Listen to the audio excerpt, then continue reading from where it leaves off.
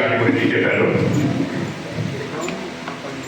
వాటి డీటెయిల్స్ అయితే పేపర్ మీద పెట్టారు, ఇచ్చారు. దాని మీద నాకు కొంచెం ఏదైనా అవగాహన ఉండి ఏమైనా కావాలంటే రాయడానికో లేకపోతే ఇంకోదానికో ఉంటుంది. నెక్స్ట్ మనకి ఈ డ్రైనేజీ గురించో లేకపోతే గ్రావెల్ గురించి అయితే వెహికల్ చెప్పేసి మా రిజిస్టర్లో ఉందంటున్నారు. రిజిస్టర్లో ఉన్నాయి మాత్రం మాకు ఏమేమి పెట్టారు, మేము ఏం పెట్టుకోవాలనేది డీటెయిల్స్ కావాలి. ఎందుకంటే ప్రస్తుతం ఏదైతే మంత్రి కృష్ణారావు గారు చెప్పారో ప్రజెంట్ వర్షాకాలం రైతు వారీగా డ్రైనేజీలు అయితే చాలా ఇబ్బందులు ఉన్నాయి. ఈ దాంట్లో కనుక దూరం వచ్చేటట్టుంటే మీరు ఏమేమి పెట్టారు, రోజు ఏం ప్రపోజ్ చేయాలంటే మా దగ్గర ఉండాలి. ఇప్పుడే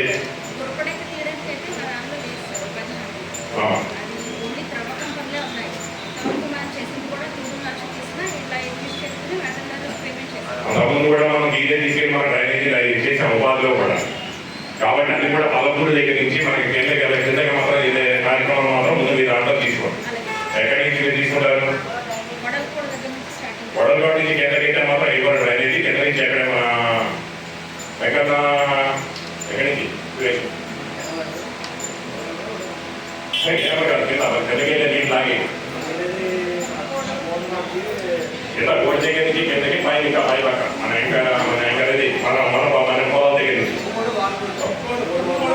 ఆ బోర్డుకి జాయింట్ ఉన్నాయి, మన ఇరిగేషన్కి జాయింట్ బోర్డులు ఉన్నాయి.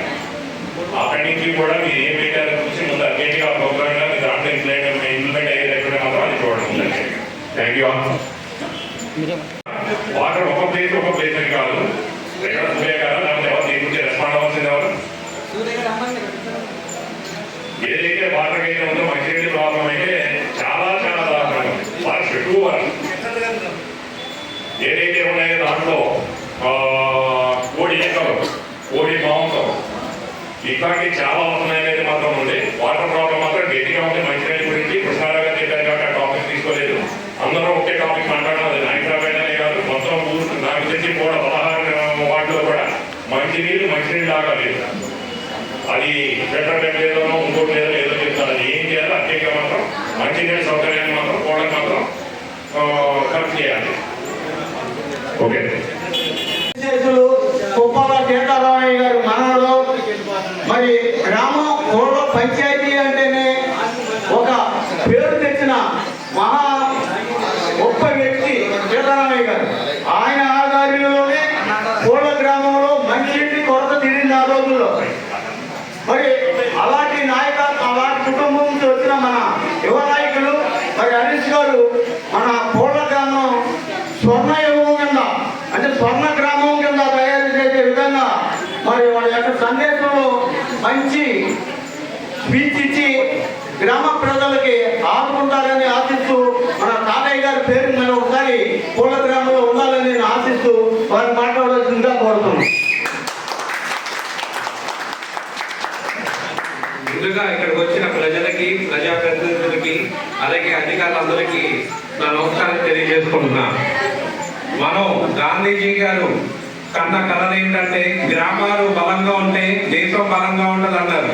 దానికి పూర్తిగా మన ముఖ్యమంత్రి చంద్రబాబు నాయుడు గారు ఇవాళ మహాత్మా గాంధీ జాతీయ గ్రామీణ ఉపాధి హామీ పథకం కింద గ్రామంలో ఉన్న సమస్యలన్నీ పరిష్కరించాలని ఈ సభని ఏర్పాటు చేశారు. నేను గ్రామంలో ఈ ధర్మరాజు గారి గెలుపుకు కానీ లేకపోతే ఎంపీ గారు పుట్టా మహేష్ గారి గెలుపుకు కానీ తిరిగినప్పుడు ప్రతి సమస్యల అంతర్గత రోడ్లు కానీ లేకపోతే ట్రైన్లు కానీ మంచినీరులో కానీ చాలా ఇబ్బందులు ఉన్నాయి.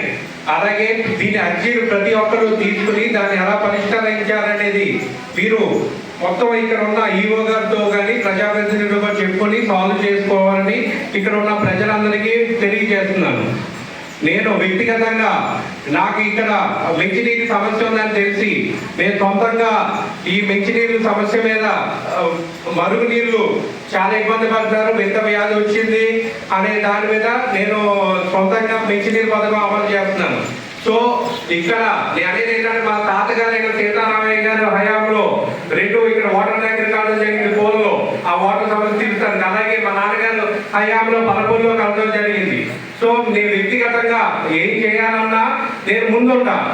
అలాగే ఏదైనా సమస్య వచ్చినా ఎవరి దగ్గరికి తీసుకెళ్లాలన్నా, ఎంపీ గారి దగ్గర తీసుకెళ్లాలన్నా, సంబంధిత మంత్రి వర్యుల దగ్గర తీసుకెళ్లాలన్నా నేను తీసుకెళ్లి ఆ పరిష్కారం చూపిస్తానని తెలియజేసుకుంటూ సెలవు తీసుకుంటున్నాను.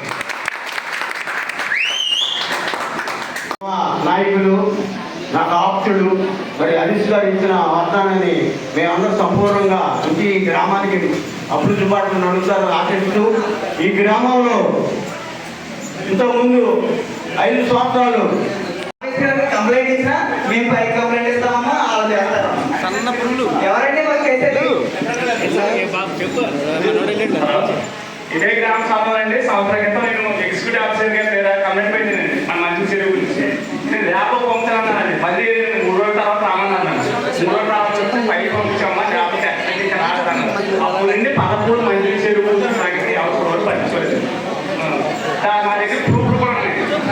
తర్వాత మళ్ళీ వాటర్ అంతా కూడా బయటకు వదిలేసి మళ్ళీ ఫ్రెష్ వాటర్ పెట్టాము. ఫ్రెష్ వాటర్ పెట్టినా ప్రస్తుతానికి కూడా అలాగే వస్తాయి. ఇప్పుడున్న పరిస్థితి కూడా అదేనండి. అదే కాదు, ఈది రైట్ కోసం కూడా పెట్టింది కంప్లైంట్. ఇవాళ కంప్లైంట్ పెడితే మరో 15-20 రోజులు చేస్తారు మాకు. ఇలా అయితే ఎలాగండి?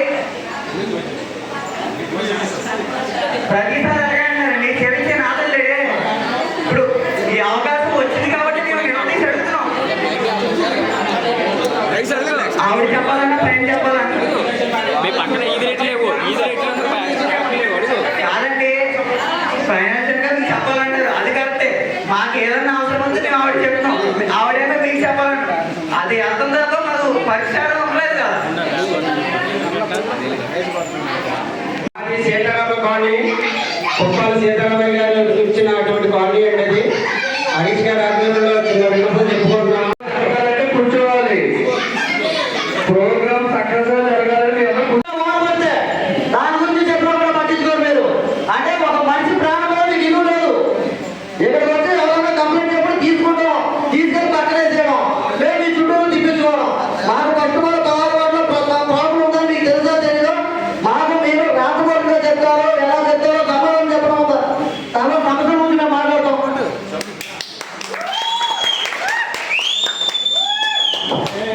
నాగేశ్వరరావు నీళ్ళు పనిచేస్తామని గమనించాడు.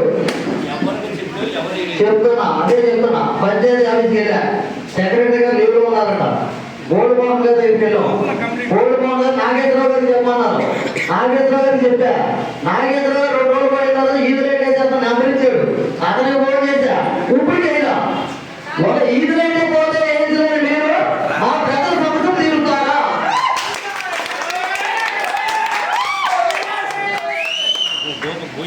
నేను సెక్రటరీ క్వశ్చన్ అడుగుతున్నానండి.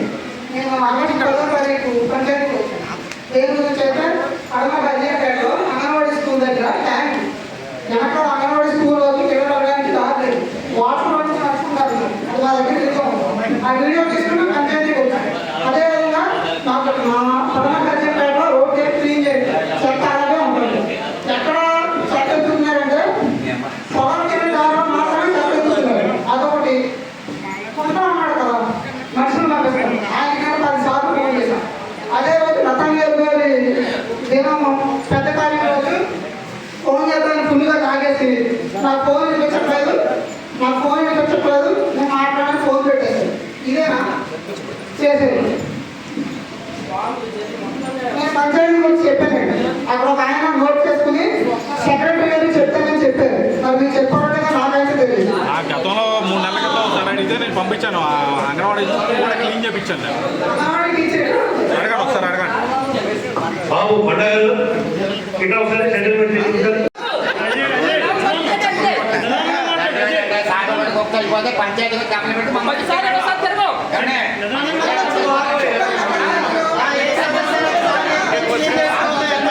ప్రతి ఒక్క పెద్దలు మీ పెద్దలు కాదా? ప్రతి ఒక్కరిని మీరు గెలిచారంటే మంచి చేస్తారంటే మీకు ఓటేసి గెలిపించింది. ఈ 5 సంవత్సరాలు ఏం చేశారు? సరే అది కూడా కాదు. ఆగస్టు 15 గ్రామ పేదల పంచాయతీకి 25,000 ఆగస్టు 15కి నిధులు వచ్చినాయి. అవి ఎలా ఖర్చు పెట్టారు, ఏం చేశారు, ఏ కార్యక్రమం చేశారు, ఆన్సర్ కావాలి.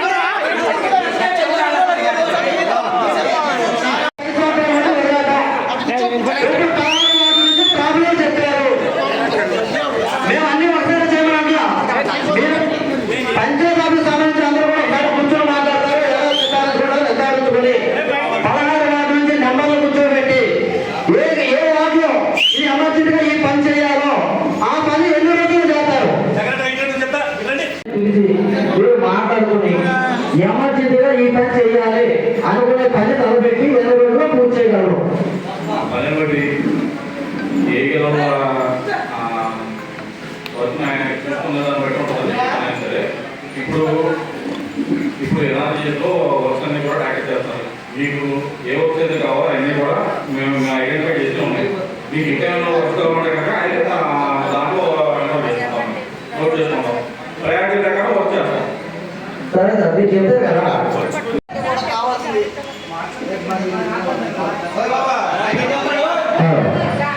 ఇక్కడ మన గ్రామ పంచాయతీలు అందరికీ కావాల్సిన ఫస్ట్ ఆఫ్ ఆల్ ఏంటంటే మంచినీరు. ఫస్ట్ అందరూ ఇంపార్టెంట్.